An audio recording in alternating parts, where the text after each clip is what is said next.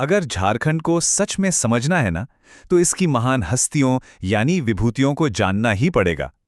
ये वो लोग हैं जिन्होंने इस धरती की कहानी को अपने खून पसीने से लिखा है। और हाँ, जेपीएससी परीक्षा के लिहाज से तो ये टॉपिक बहुत ही जरूरी है। तो चलिए आज उन महान लोगों की दुनिया में चलते हैं जिन्होंने झारखंड के इतिहास, संस्कृति और समाज को गढ़ा है।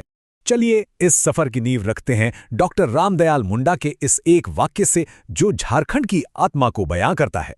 जे नाची से बाची, मतलब जो नाचता है वही बचता है। ये सिर्फ एक कहावत नहीं है, ये तो झारखंड की वो कभी ना हारने वाली वो जुझारू भावना है। और यही भावना हमें उन सभी महान हस्तियों में दिखेगी जिनकी हम आज बात करने वाले। तो आज का हमारा सफर कैसा रहेगा, एक नजर डालते हैं। हम शुरू करेंगे उन पहले विद्रोहियों से जिन्होंने प्रतिरोध की पहली चिंगारी जलाई। फिर हम धरती आबा, बिरसा मुंडा और उनके महान उल गुलान को समझेंगे। इसके बाद हम आज़ादी और समाज सुधार के दूसरे नायकों से मिलेंगे, कला और संस्कृति को आकार देने वालों को जानेंगे, प्रकृति के रखवालों की कहानी सुनेंगे और आखिर में आज के उन सितारों पर बात करेंगे जो झारखंड का नाम रोशन कर रहे हैं।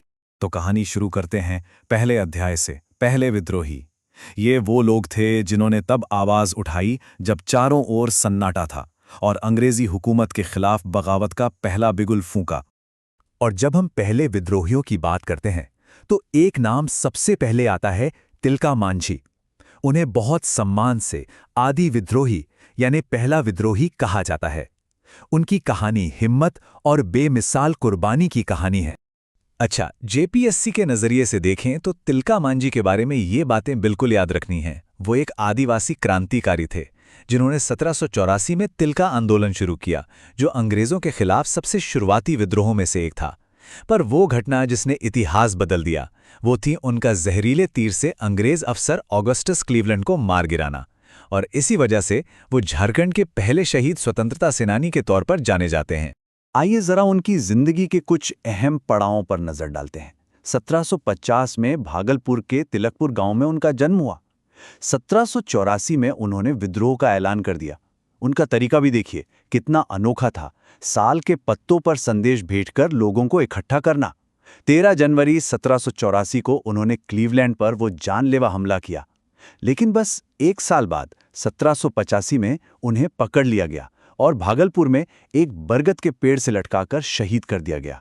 अब हम झारखंड के इतिहास के एक ऐसे चैप्टर पर आ गए हैं जिसके बिना झारखंड की कहानी अधूरी है। ये कहानी है बिरसा मुंडा और उनके उल गुलान की, यानी महान विद्रोह की। ये सिर्फ एक आंदोलन नहीं था, ये आदिवासी स्वाभिमान और हक की वो लड़ाई थी जिसने इतिहास का रुख मोड़ दिया। ये है बिरसा मुंडा, लेकिन लोगों के लिए ये सिर्फ एक नेता नहीं थे, वो थे धरती आबा यानी धरती के पिता। उनके मानने वालों के लिए वो भगवान के दूत थे जो उन्हें जुल्म से आज़ादी दिलाने आए थे। बिरसा मुंडा सिर्फ एक आज़ादी के सिपाही नहीं, बल्कि एक धार्मिक गुरु भी थे। उन्होंने 1895 से 1900 के बीच उलुगुलान का नेतृत्व किया, जो आदिवासियों के जल, जंगल और जमीन के हक की एक जबरदस्त लड़ाई थी। इस क्रांति का जो मेन सेंटर था वो थी खूंटी की डोम्बारी बुरु पहाड़ी। और उनका कद कितना बड़ा है इसका अंदाजा इसी बात से लगाया जा सकता है कि आज पूरा देश 15 नवंबर को उनकी जयंती जनजातीय गौरव दिवस के रूप में मनाता है। तो ये शब्द उल गुलान, इसका मतलब क्या है? एग्जाम में ये पूछा जा सकता है। इसका सीधा सा मतलब है महान हलचल या एक बहुत बड़ा विद्रोह। ये बिरसा मुंडा के नेतृत्व में अंग्रेजों की नीतियों और शोषण के खिलाफ एक सामाजिक, राजनीतिक और धार्मिक हर तरह का एक ताकतवर आंदोलन था। अब जरा इस नंबर को देखिए, 500 रुपए। आज शायद ये छोटी रकम लगे, लेकिन सोचिए उस जमाने में ये कितनी बड़ी बात रही होगी। ये वो इनाम था जो अंग्रेजों ने बिरसा मुंडा को पकड़वाने के लिए रखा था।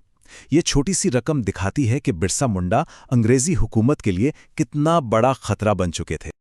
लेकिन आज़ादी की लड़ाई सिर्फ बिरसा मुंडा और तिलका मांझी तक ही सीमित नहीं थी। चलिए अब कुछ और नायकों को जानते हैं जिन्होंने झारखंड में स्वतंत्रता और समाज सुधार के संघर्ष को और मजबूती दी। इनमें एक बड़ा नाम है रानी सर्वेश्वरी का। वो महेशपुर राज की रानी थी, लेकिन उन्होंने अपनी गद्दी की परवाह किए बिना अंग्रेजों के खिलाफ पहाड़िया जनजाति को इकट्ठा किया। इसकी कीमत उन्हें अपनी जमीनें और अपनी जान देकर चुकानी पड़ी। 1807 में भागलपुर जेल में उनकी मृत्यु हो गई, लेकिन वो हमेशा के लिए शुरुआती प्रतिरोध की एक ताकतवर मिसाल बन गईं। अब मिलते हैं सरस्वती देवी से। जब पूरे देश में असहयोग आंदोलन और नमक सत्याग्रह की लहर चल रही थी, तब झारखंड में उस आग को इन्होंने ही जलाए रखा। लेकिन उनकी सबसे बड़ी पहचान ये है कि वो हजारीबाग से आज़ादी की लड़ाई में जेल जाने वाली पहली महिला थीं। सोचिए, उन्होंने कितनी और महिलाओं को हिम्मत दी होगी। देखिए, लड़ाई सिर्फ जमीन और जंगल की नहीं होती, लड़ाई पहचान की भी होती है। अब हम झारखंड के उन सांस्कृतिक नायकों की बात करेंगे जिन्होंने इस राज्य की कला, भाषा और साहित्य को न सिर्फ बचाया, बल्कि उसे दुनिया में एक नई पहचान दी। इस मैदान में सबसे बड़ा नाम है पंडित रघुनाथ मुर्मू का। वो एक लेखक, भाषाविद और नाटककार थे, लेकिन उनका सबसे महान काम था 1941 में संथाली भाषा को उसकी अपनी लिपि देना, ओल चिकी। सोचिए, एक पूरी भाषा को अपनी लिपि मिलना कितना बड़ा क्रांतिकारी कदम होता है। इसीलिए संथाल समुदाय उन्हें प्यार से गुरु गोमके यानी महान शिक्षक कहता है। तो ये ओल चिकी क्या है? ये संथाली भाषा की अपनी ऑफिशियल लिपि है। इसके बनने से संथाली पहचान, साहित्य और संस्कृति को बचाने और उसे आगे बढ़ाने के लिए एक मजबूत जमीन तैयार हो गई। ये एक ऐतिहासिक पल था सच में। कला की दुनिया में एक और चमकता सितारा है गोपाल प्रसाद दुबे। वो झारखंड के मशहूर छऊ नृत्य के गुरु हैं। इन्होंने छऊ की खूबसूरत सरायकेला शैली को सिर्फ भारत में ही नहीं, बल्कि दुनिया भर के मंचों तक पहुंचाया। और कला के लिए उनके इसी समर्पण को देखते हुए उन्हें 2012 में पद्मश्री से सम्मानित किया गया। अब आते हैं हमारे आज के ज़माने के नायकों पर।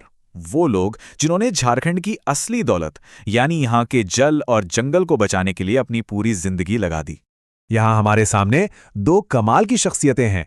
एक तरफ हैं साइमन ओराव, जिन्हें लोग प्यार से पानी बाबा कहते हैं। उन्होंने अपना पूरा जीवन पानी बचाने में लगा दिया। सूखे से लड़ने के लिए खुद बांध और तालाब बनाए, जिसके लिए उन्हें 2016 में पद्मश्री मिला। तो दूसरी तरफ हैं जमुना टुडू, जिन्हें लेडी टार्जन के नाम से जाना जाता है। उन्होंने जंगल बचाने का बीड़ा उठाया और लकड़ी माफिया से लड़ने के लिए हजारों औरतों की एक फौज तैयार कर दी। उन्हें 2019 में पद्मश्री से सम्मानित किया गया। एक ने पानी बचाया, दूसरी ने जंगल। और आखिर में बात उन सितारों की जिन्होंने मॉडर्न ज़माने में झारखंड का परचम पूरी दुनिया में लहराया है। ये इस बात का सबूत है कि इस धरती से वर्ल्ड क्लास टैलेंट निकलने का सिलसिला आज भी रुका नहीं है। और इस लिस्ट में एक नाम ऐसा है जिसे शायद किसी इंट्रोडक्शन की जरूरत ही नहीं है, महेंद्र सिंह धोनी। रांची के इस लड़के ने इंडियन क्रिकेट का चेहरा ही बदल दिया।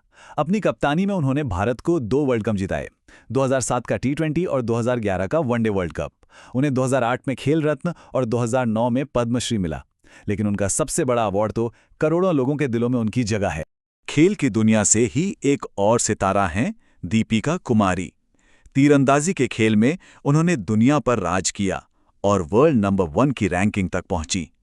कॉमनवेल्थ गेम्स में गोल्ड मेडल्स की झड़ी लगाने वाली दीपिका को 2012 में अर्जुन अवार्ड और 2016 में पद्मश्री से सम्मानित किया गया।